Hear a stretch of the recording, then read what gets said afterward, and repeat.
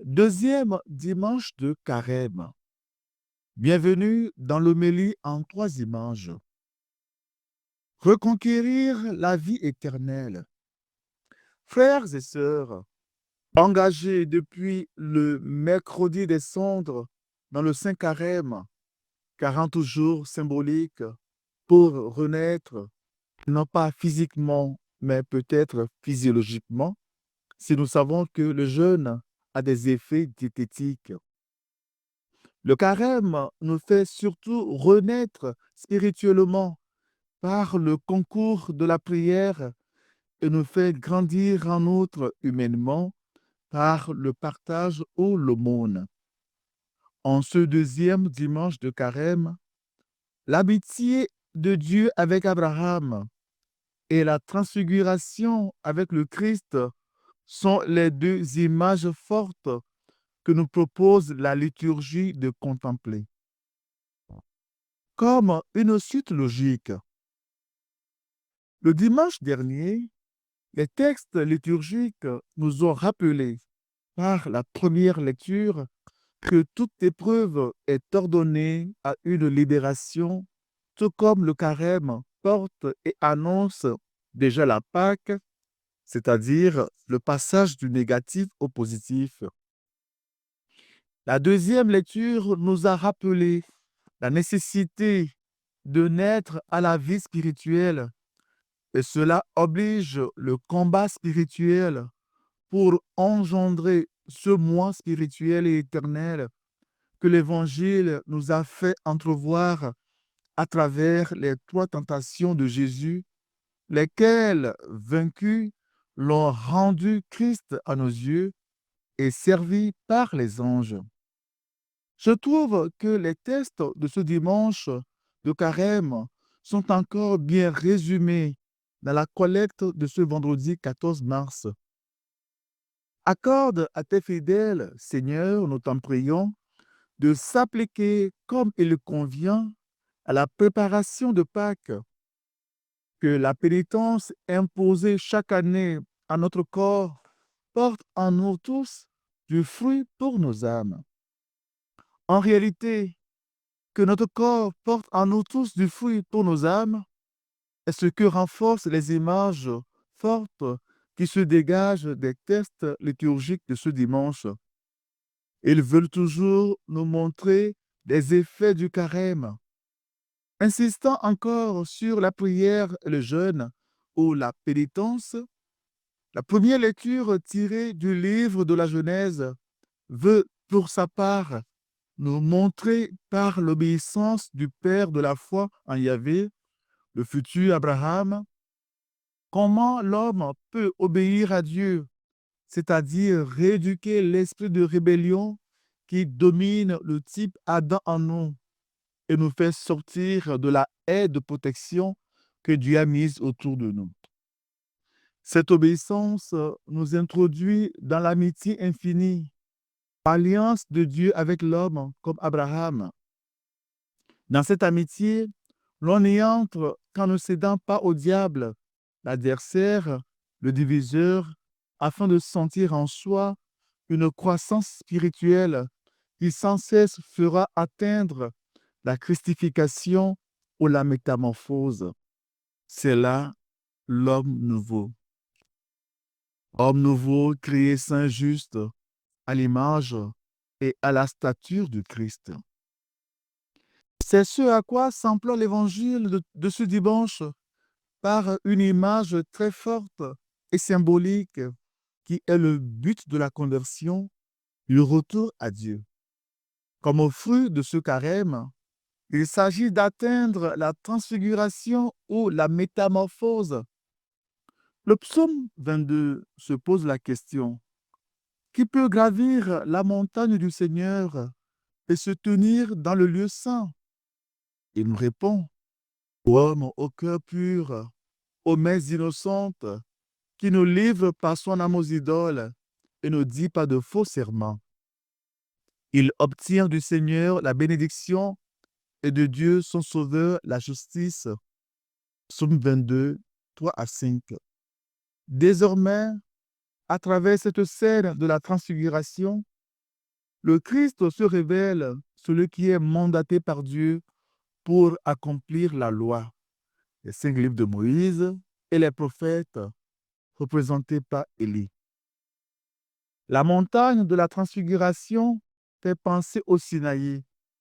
L'évangéliste Jean le soulignait progressivement quand il rapporta Jean le Baptiste. Voici l'agneau de Dieu qui enlève le péché du monde. C'est pour qu'il soit manifesté à Israël. J'ai vu l'Esprit descendre du ciel comme une colombe et il demeura sur lui. Celui sur qui tu verras l'Esprit descendre et demeurer, celui-là baptise dans l'Esprit Saint. Moi, j'ai vu et je rends témoignage. C'est lui, le Fils de Dieu. Jean 1, versets 9 à 34. Et au sortir du baptême, l'Esprit Saint descendit sur lui sous une forme visible, comme une colombe. Du ciel vint une voix. Tu es mon Fils, moi aujourd'hui je t'ai engendré. Luc 3, verset 22. Décryptons le cadre toutefois. Saint Luc a choisi son vocabulaire de façon à rappeler le contexte de la révélation de Dieu au Sinaï, où nous retenons la montagne, la nuée, la gloire, la voix qui retentit, les tentes. Cela éclaire du coup de la présence de Moïse et Élie aux côtés de Jésus en l'entretenant sur son exode, c'est-à-dire la manière à Jésus de sortir de cette vie. Quand on sait que Moïse a passé 40 jours sur le Sinaï en présence de Dieu, qu'il en est redescendu, le visage tellement rayonnant que tous furent étonnés. Quant au prophète Élie, lui aussi marcha 40 jours et 40 nuits jusqu'à la montagne, et c'est là que Dieu se révéla à lui de manière totalement inattendue, non pas dans la puissance du vent, du feu, du tremblement de terre, mais dans le doux murmure de la brise légère. Ainsi, les deux personnages de l'Ancien Testament qui ont eu le privilège de la révélation de la gloire de Dieu sur la montagne sont également présents lors de la manifestation de la gloire du Christ. Partant de là, tout lecteur avisé des Saintes Écritures comme Pierre, Jacques et Jean comprendra que le Christ est donné au peuple de la foi et à nous pour nous guider vers Dieu. Et c'est à nous de le suivre, de mettre nos pas dans ses pas par toute la vie afin de reconquérir l'arbre de vie ou la vie éternelle perdue dans la prévarication de l'Adam. C'est la raison pour laquelle, et de la nuée, une voix divine se fit entendre. Celui-ci est mon fils, celui que j'ai choisi. Écoutez-le. C'est une voix qui montre et indique la voie du salut définitif. Ainsi, Saint Paul remet sur le tapis la question de type Adam, c'est-à-dire l'homme divisé en lui-même, ce qui explique sa position par rapport à Dieu. Soit il refuse la foi en préférant sa liberté, ou il accueille la foi comme un chemin de transformation qui métamorphose ou transfigure. C'est d'ailleurs, d'après son expérience, qu'il nous écrit sur la profondeur du christianisme. Mais nous avons notre citoyenneté dans les cieux, d'où nous attendons comme sauveur le Seigneur Jésus-Christ, lui qui transformera nos pauvres corps à l'image de son corps glorieux, avec la puissance active qui le rend même capable de tout mettre sous son pouvoir. Ainsi, mes frères bien-aimés, pour qui j'ai tant d'affection, vous, ma joie et ma couronne, tenez bon dans le Seigneur, mes bien-aimés. Ce message est destiné à nous aujourd'hui, engagés dans ce cheminement de renaissance, et surtout à ceux et celles qui comprennent qu'il faudra avancer jusqu'à atteindre la maturité humaine et spirituelle. Dans la même perspective, Saint Jean nous encourage de façon actuelle. Bien-aimés, dès maintenant, nous sommes enfants de Dieu, mais ce que nous serons n'a pas encore été manifesté. Nous le savons. Quand cela sera manifesté, nous lui serons semblables, car nous le verrons tel qu'il est. 1 Jean 3, verset 2. Que faire donc? Avançons vers la montagne de Sion. Frères et sœurs, il nous faut l'avoir toujours à l'esprit, à partir de notre ordinaire de vivre, que tout choix moral, toute croyance exige des manières d'être et de vivre. Le christianisme en est un. Il nous faut recevoir la foi comme promesse d'une vie matérielle, biologique bien sûr, mais aussi spirituelle, nécessitant un effort de permanence et de cohérence.